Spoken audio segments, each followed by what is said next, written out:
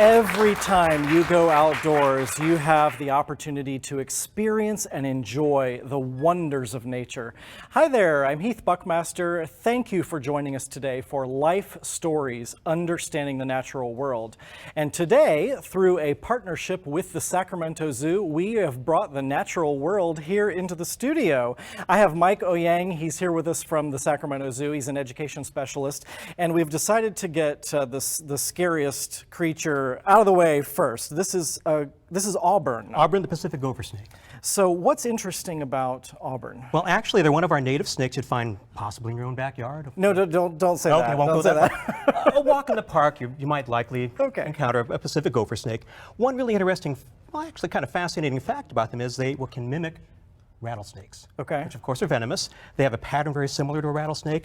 When they feel threatened, they'll vibrate their tails in grass or leaves, kind of making that same buzzing sound. They can actually make a vocalization, which sounds a lot like a rattlesnake rattling its rattles, and but they're totally non-venomous. But you know, any snake will try to defend itself if it's feeling threatened or cornered. I will definitely not be doing any threatening. She's not feeling threatened at all. Good. Well, we're going to be spending more time talking with our friends from the zoo, but now let's check in with my co-host, Dean Heath. So I've overcome my fear just a little bit here. It's so smooth and just, I've never felt a snake before because generally I try to avoid them. But this snake is part of your education wing at the zoo. So it actually spends a lot of time with people. So talk to me a little bit about how you guys are educating the public about the value of preserving these creatures. Well, actually, it's very important. It's a very important role to the zoo to actually go out to do outreach programs at schools. We bring a lot of these animals out to schools and wide range of grades. Also, presentations at the zoo. We have a wildlife show during the summer, and that's actually a very popular attraction to the zoo. And just animal encounters, just getting people out, seeing animals up close, getting a chance to touch them. Yeah. Just like you, a lot of people have never touched a snake before. And I think it gives a lot of people that first encounter, which gives them a better appreciation of the animals. Well, you and public television have a very similar mission in terms of educating people and opening their eyes to a new experience. Exactly. That's actually part of our role as being a nonprofit out there to bring people in, give them a better appreciation of animals, both local and around the world. That's a good pitch. I like that. Well, we will be back with the zoo in just a little bit, but now it's your opportunity to call in with a donation of support, and we will say thank you with a variety of gifts from today's program. Take a look. Oh, wow. Watching this program is such a reminder of the beauty of nature, exploration, and the passion a person can have for their life and their work. Hi, I'm Heath Buckmaster. Thank you for tuning in for today's program on your community-supported public television station, KVIE. With a career spanning over 6 decades, Sir David Attenborough continues to deliver that passion and excitement with life stories, understanding the natural world. And today, we are happy to bring the natural world into the studio with our friends from the Sacramento Zoo. This is Herkimer. This is Herkimer. I love the name. How on earth did Herkimer get that name? Well, he actually was brought to the zoo by a family years ago. They went out to the desert, picked up a baby tortoise, took it home, kept it as a pet, which is now illegal to do. They're not, because these are protected animals. They're considered to be a threatened species. They also happen to be our official state land reptile here in California. The desert tortoise. The desert tortoise, right. Okay, all right. So you would find this all over our state? Well, actually in the desert regions of the Mojave and Sonoran Desert in the southwestern U.S. And they are one of our, Herkimer actually happens to be one of our more famous animals. He's our oldest animal at the Sacramento Zoo. How old is he? He's in his mid-80s. We estimate his age. Mid-80s? Mid-80s. He could live as long as 100 or more years, though. My goodness. A gorgeous creature. Again, he's part of your education experience. So when people come to the zoo, they really get right up and close to learn about these creatures.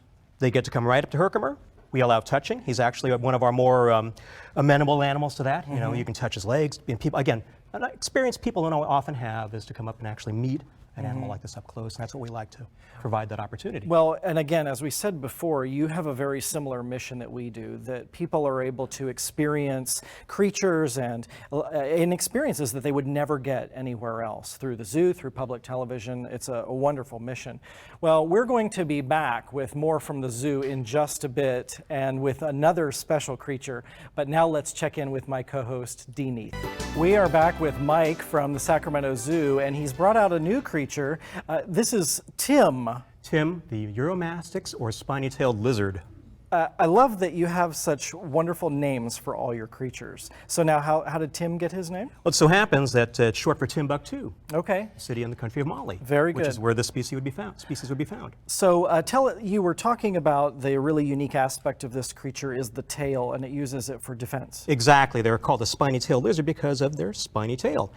And they will use that as a form of defense. They'll actually climb down and burrow and leave that tail towards the entrance. So if they sense a predator approaching, they'll actually smack it in the face with that little tail. It provides a great little way of protecting themselves. They also come from a very hot climate, like many lizards. They can become lighter when they're too hot, or actually get darker when they're too cold. Oh, the color changes. Exactly, so they can absorb heat. Okay, so all of these creatures that you're showing us today, you use them for educational purposes at the zoo, and they also travel around. Exactly. So do you go into schools? I mean, where do these creatures go? Well, we actually travel to many different schools in the area. It's part of our outreach program. So we'll bring a variety of animals. We have a different curriculum for each grade level. So it's usually between preschool and 6th grade. Okay. And beyond sometimes too. So again, depending on the program, we'll have different animals. What's the typical reaction? Most kids are pretty much blown away by the animals we try to bring, because they're... Can we set him down? And we're going to get a nice camera shot there. I think one of the great things, and I remember as a child being exposed to our local zoo and just being able to see things that I had never seen before. You know, these creatures that have these wonderful features that, you know, they have hands and we have hands. They have eyes and we have eyes. They have a mouth and we have a mouth.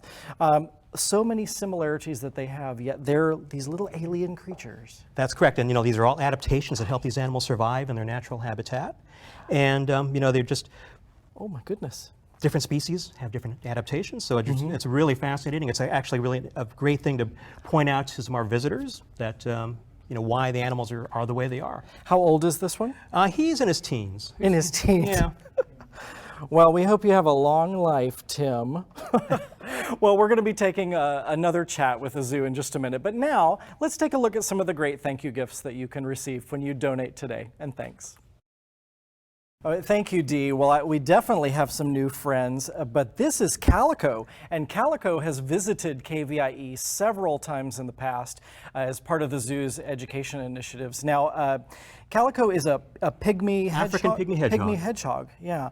One of the things that I remember from last time interacting with her is you would think that these are spines, that they're very sharp, but it's actually, as you described it, kind of a soft bristle brush. Right, and they're basically modified hairs, and that's their primary protection against predators. Now, is the pygmy hedgehog native to our region? Or Actually, they're native to Africa. They're a hybrid of a couple of different African pygmy hedgehog species, but they are not actually legal to own in California, though. So that's why you have them as part of the zoo's yes. It's an opportunity for people to actually see an animal like this. Oh, yeah.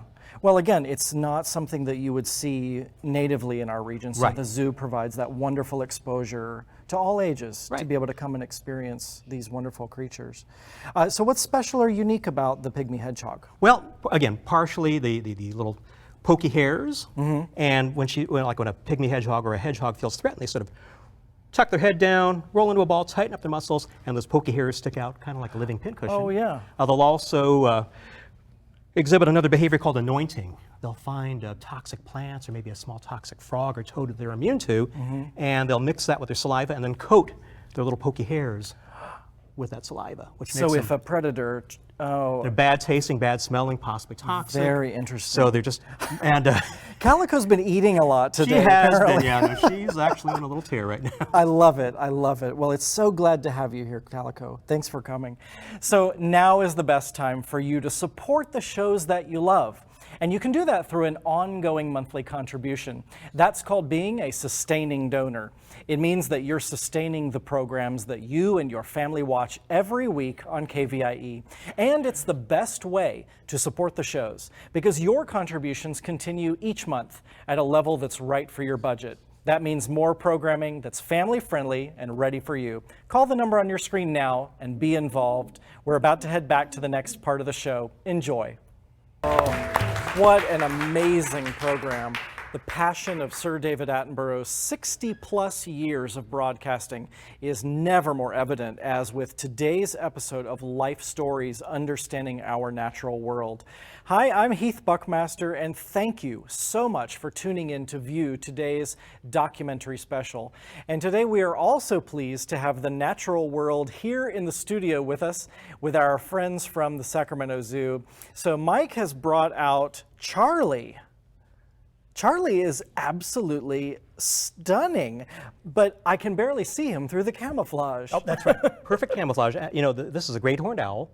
They're native to our area. They're actually native to all the Americas, North, Central, and South America. So I could see this owl when I'm out and about. Exactly. They're fairly common to the area. This is also what you might call a hoot owl. Okay. These are the ones that make that well-known hooting sound. That's their vocalization. Okay. And he's also very curious right now. You can see he's checking out the lights. He's very curious. And I noticed that you called them his ear tufts. Ear tufts or plumicorns, and that's why they're not horns, they're not ears, they're just little tufts of feathers. It really makes it expressive because I've been noticing, even as we've been talking, they've been moving around as he. What's that? Charlie's singing. Oh, we're gonna hopefully hear more of that.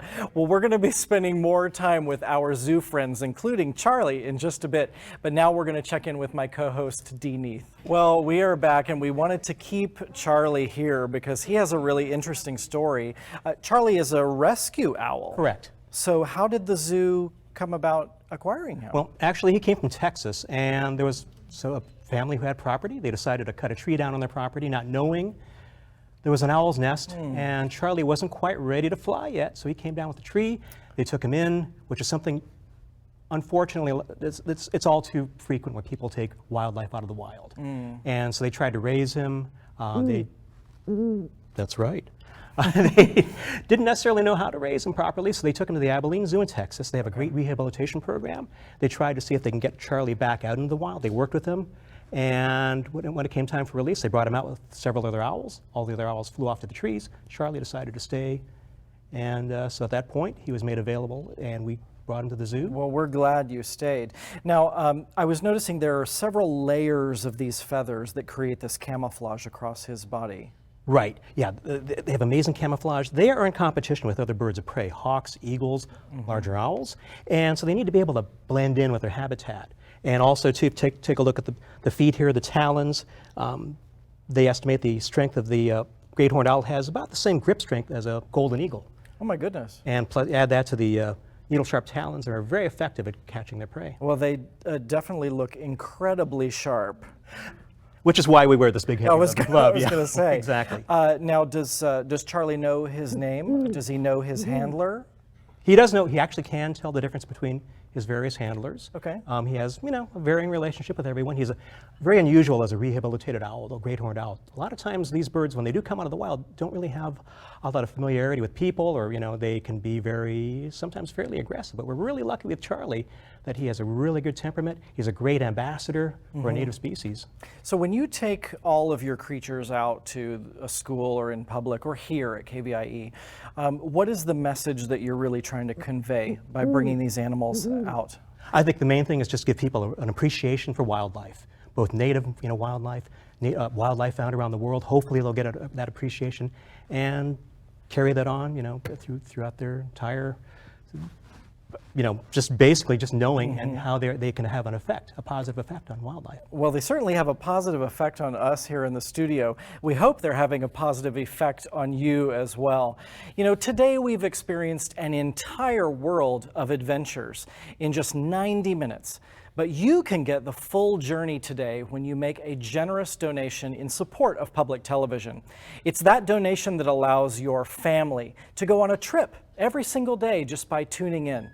There's no better place to see these sights and experiences, and especially these amazing creatures that we've seen right here on public television.